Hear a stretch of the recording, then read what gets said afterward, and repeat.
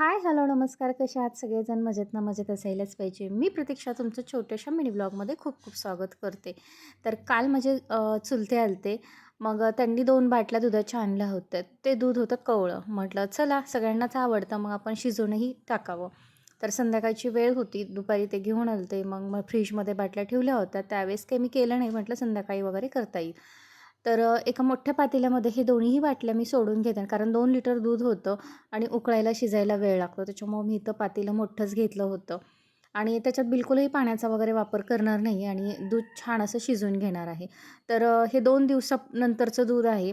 जे की पहिलं दूध होतं त्याच्या वड्या वगैरे नाहीत खात आमच्या इथं. अशा पद्धतीमध्ये शिजवलेलं दूध सगळ्यांना आवडतं. मग ते पहिलं चिकाचं दूध असतं त्याच्या वड्या छान होतात. अशा पद्धतीमध्ये दूध होत नाही म्हणून मग मी नंतरच सांगितलं होतं त्यांना आणायला. आणि मग इथे दूध उकळलं की त्याच्यामध्ये गूळ आणि साखर मी निम्मं-निम्मं टाकलेलं आहे. खूप छान अशी चव होते. त्याच्यामुळे निम्मा गूळ आणि निम्मी साखरही वापरली आहे आणि विलायची, बडीशेप, सुंठ वगैरे थोडंसं हे बारीक करून या दुधामध्ये टाकून घेणार आहे. तर याला एक अर्धा तास कमी गॅसवर चांगलं शिजवून घ्यावं लागतं. पूर्णपणे दूध आणि पाणी त्याच्यामधलं वेगळं झालं पाहिजे. आपण पनीर वगैरे बनवताना जसं पद्धतीमध्ये दूध फोडतो तसा याचा घट्ट असा गोळा बाजूला तयार होतो आणि पाणी वेगळं होतं.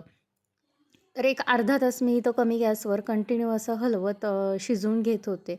तर शिजल्यानंतर इथं फायनली गॅस वगैरे बंद करून 5-10 मिनिटं झालेलं आहे आणि खूप छान असं आपलं दूध तयार आहे. तर तुम्हाला हे कवळं दूध आवडतं का ते नक्की कमेंट करून सांगा आणि असेच नवीन व्हिडिओ पाहण्यासाठी आपल्या चॅनलला लाईक आणि सबस्क्राईब करायला विसरू नका. धन्यवाद.